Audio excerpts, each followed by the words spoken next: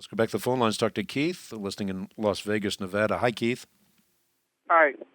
I used to be a Seventh-day Adventist, and I pulled away from the church because I started having problems with some of the doctrine of the church.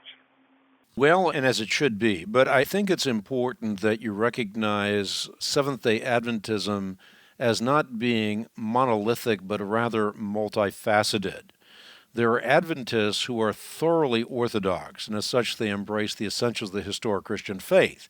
They might vigorously debate secondary issues, but they are unified with Christians throughout all the ages with respect to the very essentials for which the martyrs shed their blood.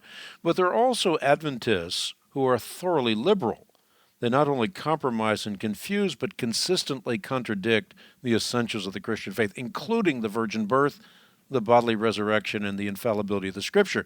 And then there are the traditionalists, and they major on aberrant Adventist doctrines, including soul sleep, Sabbatarianism, and I might add the seer status of Ellen G. White.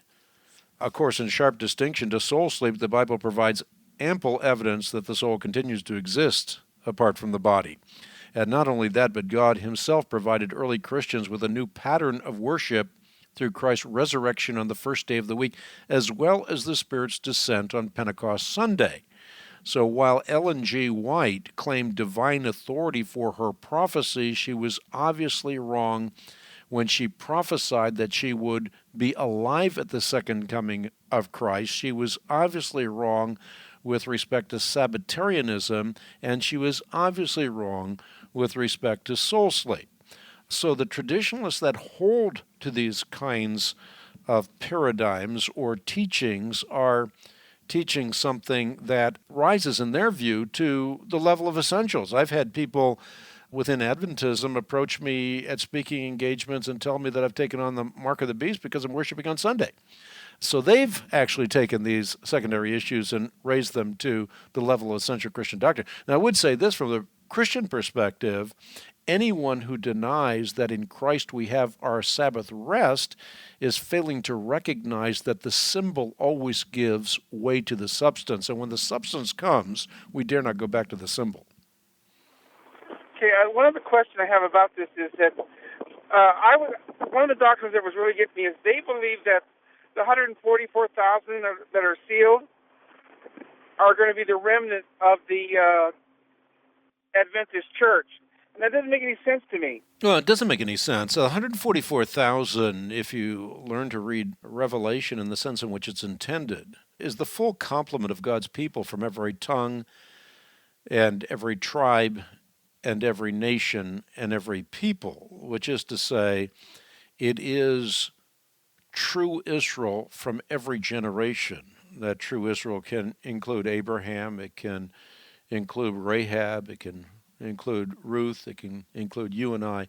So it is the full complement of God's people. It is described in one sense as a great multitude, in the other sense as 144,000. So in one sense it is numbered, in the other sense numberless. But both 144,000, a great multitude, are the same entity seen from a different perspective, just as when John hears a lion and turns around and sees a lamb. It's the same entity seen from a different vantage point, a different perspective. Okay, then one other question real quick is, do you believe that the temple in Jerusalem is going to be rebuilt?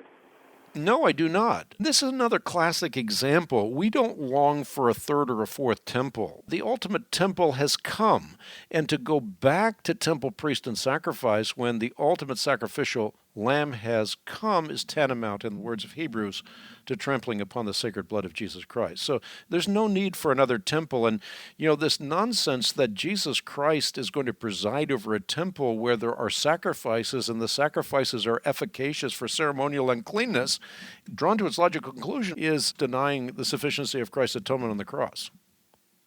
Well, you really answered my question. I appreciate it. I've been away from the church now for about a year and a half. Something just was gelling inside of me telling me, not the things they're teaching. Thank you so much, Hank. You got it.